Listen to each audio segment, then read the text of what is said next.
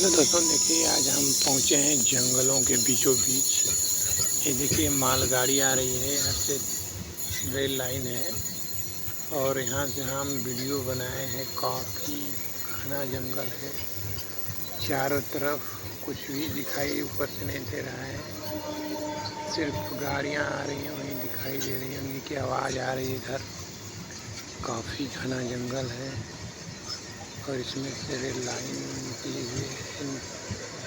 इस सोनभद्र का जो जंगल पड़ता है, मिर्ज़ापुर रेलवे लाइन आती है इधर से, वही जंगल है। इसी में का ये वीडियो है, काफ़ी आकर्षक लग रहा है। यहाँ पर बहुत अच्छा नज़ारा है यहाँ का देखने में। और ये मालगाड़ी, इसमें कोयला भरा हुआ है और इस सोनभद्र की तरफ जा रही है सब।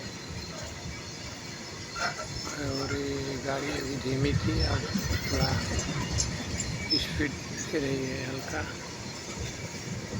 अब वीडियो को लाइक, शेयर और सब्सक्राइब कीजिएगा, क्योंकि यार बहुत मेहनत लगती है बनाने में। वीडियो आप लोग शेयर, सब्सक्राइब, लाइक नहीं करते हो, तो इसी के साथ धन्यवाद।